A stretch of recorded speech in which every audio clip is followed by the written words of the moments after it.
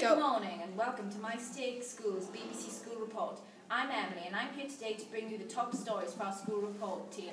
Our headlines for today include fake news, International Women's Day and mental health awareness. Last Thursday, countries around the world celebrated International Women's Day and the achievements of women who inspire them. We decided to catch up with some inspirational women in our My Stake community. Hello. For those of you that don't know, International Women's Day is to promote feminism and gender equality. Many people have the wrong idea of feminism, so today we are exploring what feminism actually is and why International Women's Day is important. Do you think International Women's Day is important? Personally, as a woman, as a woman working as a professional in education, International Women's Day is an essential part of our calendar because it highlights how, as a gender, we have developed fantastically over the last 100 years from powerless, trapped females without even the power to vote to the fact that Theresa May is now our Prime Minister running the country. And I think that every single female, irrelevant of their role in life, deserves a credit for what they do. We mustn't overlook the stay-at-home mum who's working hard to raise a family, and in the same vein, the lady leading our country deserve respect because we are hard-working, and for years we have been overlooked in terms of our ability, our capability and our potential. Always be to the fore, and it shouldn't just be really one day on the calendar, it should be every day. What advice would you give to young people aspiring to do things not commonly associated with their gender?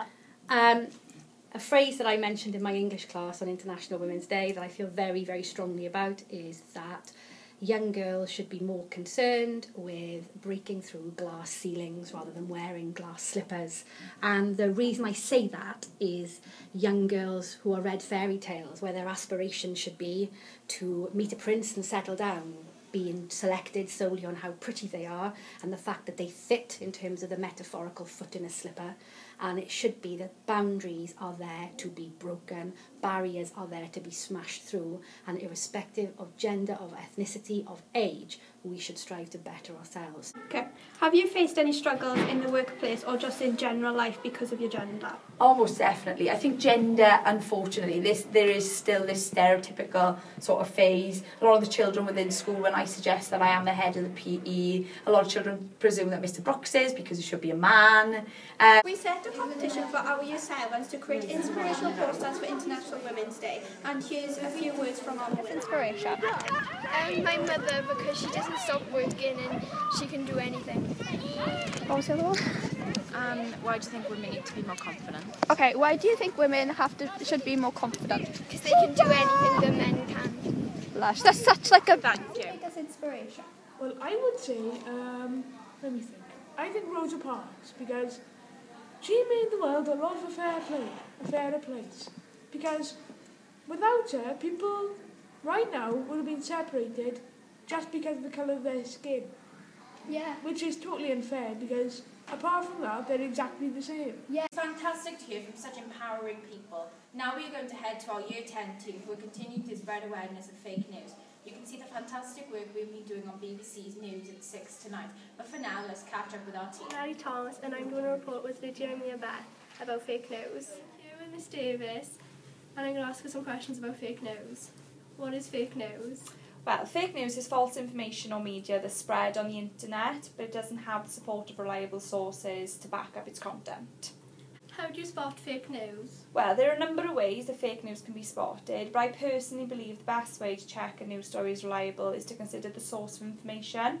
You could possibly try clicking away from the story to investigate the site it's been published on, and it's also important that you read beyond the headline to check the date the story was published. As the head teacher at my stake school, Miss Jones, what is your opinion on fake news?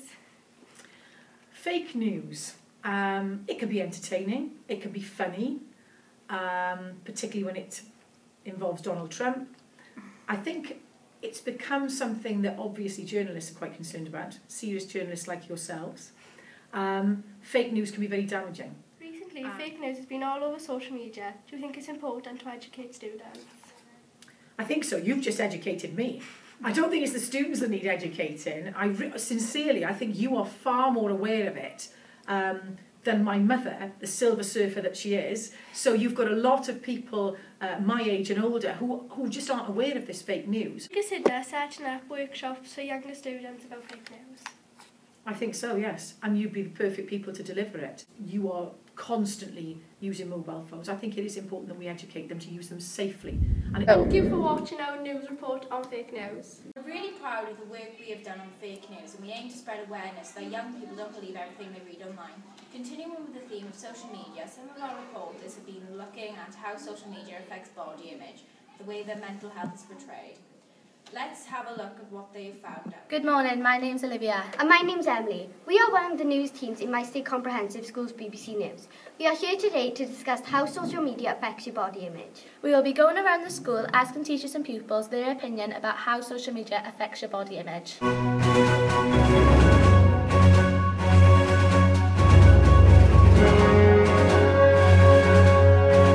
How does social media affect your body image? I think when a celebrity posts a photo on Instagram or Twitter, like anything like that, you like aspire to be like them and you sort of feel really sad about yourself and what you're like then. How is social media so powerful? Because it's quite a big platform, like a lot of people use it. Do you think social media affects our body image? I feel like it's dependent on what person you're talking about. It's more common with females and models usually starving themselves to get thinner. Have you ever seen a picture online that has made you feel differently about yourself? Yeah, and it's made me think of where I look. Do you think social media affects our body image?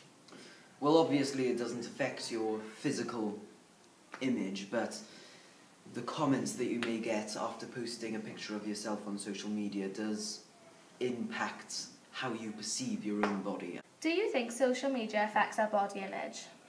I think it does, because we obviously see a lot of people on the internet. A lot of them are either photoshopped or edited to look better than they normally are. I think if you ask them personally, they would say this as well.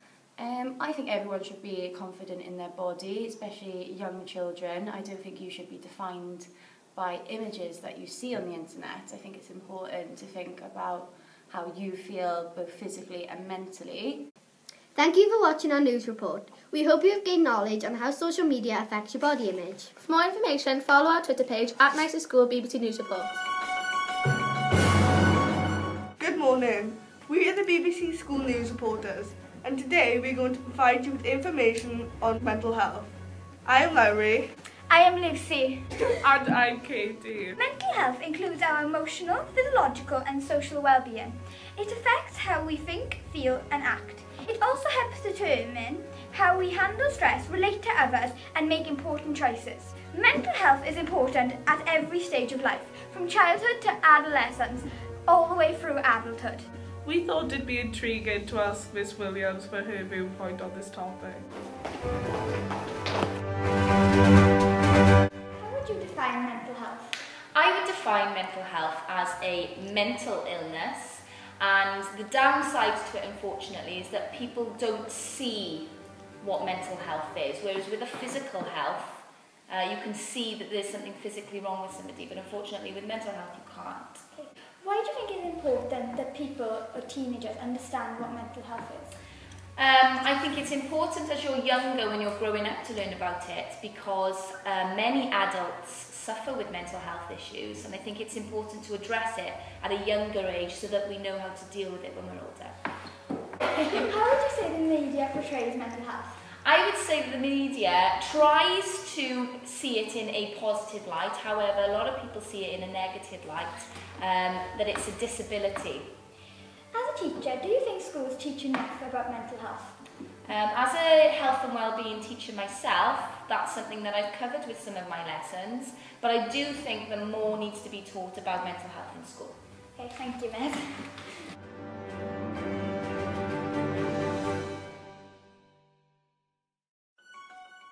You may have guessed having a mental illness could make it harder for the individual to overcome daily activities. For example, your work life, getting or maintaining a simple job might be more difficult when symptoms or side effects of a mental illness make it harder for you to function normally. On the other hand, mental illness can affect relationships and family life, and certain medications will have an effect on your pregnancy and the unborn child.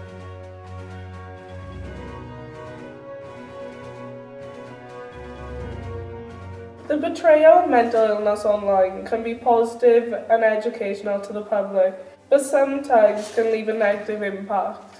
Blogs and other sources, such as social media websites, news articles, etc., that are negative towards mental illnesses can actually leave a huge impact on certain individuals.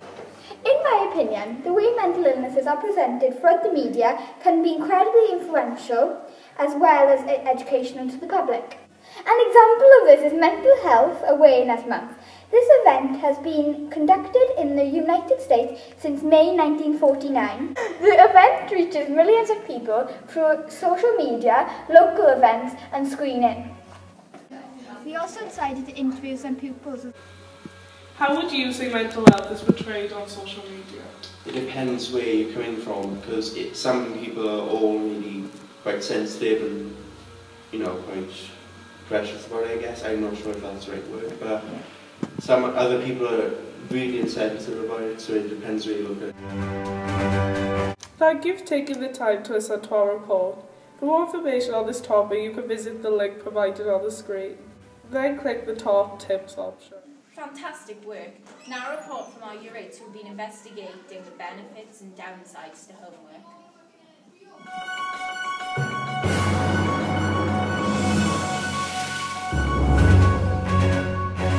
Hello, I am Natisha. And I'm Chloe. And we are a part of My Safe School BBC News report team. We are reporting about homework. Is it beneficial or not? People have different opinions about homework. So we are going to interview them to find out what their opinions are. What is your opinion on homework? From a teacher's point of view, homework is an absolute pain because inevitably you'll have the children who don't do it. So actually, as a teacher, you spend the majority of the time chasing up homework, waiting for it to all come in to be marked together so you can moderate it. It is a nightmare. How can homework be beneficial to pupils? I think it is beneficial, but I think it needs to be targeted and not just given oh, right, I've given homework now. Because very often I think it's just given just to say, I've given homework.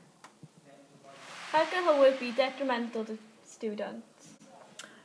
I think definitely if students are given too much, so for example, if they've got deadlines, especially at a younger age, I think that, too much homework, I think sometimes younger pupils in general should be enjoying life a bit more.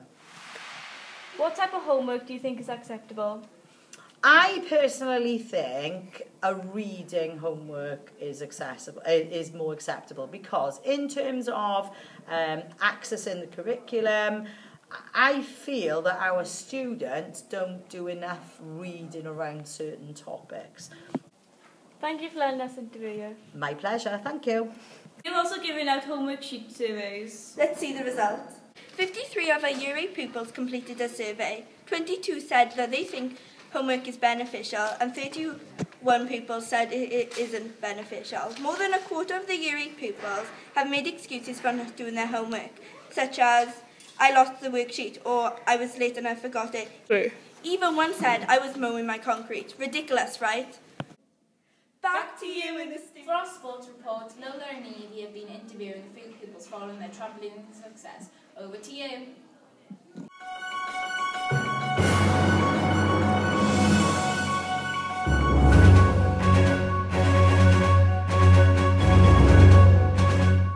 Recently, 3 of our pupils have travelled all the way to America to compete in the Dallas Trampolining and Tumbling 2018 Cup. We managed to catch up with the girls to find out about their experience. How serious do you think trampolining is? I think it's serious and health-wise. Do you think it should be a club in the school? Yes, because it keeps it fit and It was out in Dallas, Texas, and we flew out January 11th. Okay. How did it feel when you come first in the competition? It was amazing. I don't think many people expected it. I definitely got our team. Miss Goodmore, our head of games, had a lot to say. Trampoline is a fantastic activity. It's a brilliant way of staying fit and healthy. It gives children an opportunity to try something new. What would you say health and safety is? Health and safety is crucial, and I try to ensure the very first lesson when we deliver the subject is that students understand the health and safety concept of it. Can you tell us a bit about the competition you took part in? So we went out to America at the start of the week. We trained in Eagles Gymnastics Academy, which is a very elite club in America.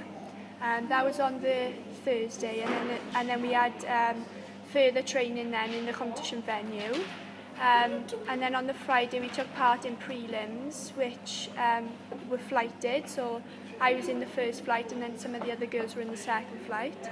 I won my flight because I completed 2 really nice routines. And then we waited for everyone to finish, and I was ranked first overall. So I qualified to the finals on Saturday morning, which were very early, but I was ready for it. I felt awake. I had a good sleep the night before. Took part in the finals. It was really under pressure, but I'm so used to it that I knew I could do it. I could go through it. So I completed the final. I'd done one of the best routines I've ever completed in my life, and I took a gold medal. And finally, Adam has the weather. Hi, I'm Adam, and today I will be bringing you the latest weather forecast for my state. Today we are experiencing sunny intervals with the occasional breeze. Tonight, however, the weather will take a turn for the worse, and the majority of the country will experience heavy rain and blustery winds from 6 o'clock through tomorrow morning. Unfortunately, this is likely to continue for most of the Friday, and some areas can expect localised flooding. This weekend brings wintry showers of snow and sleet and temperatures below the freezing. So please ensure you wrap up warm if you are braving the weather this Saturday. To get more information, please listen to your local radio station and check the weather updates on our website. Back to you, Emily. Thank you, Adam. That's all we've got time for today. Another successful news day here at My State School. Check out our school website and school report Twitter for more.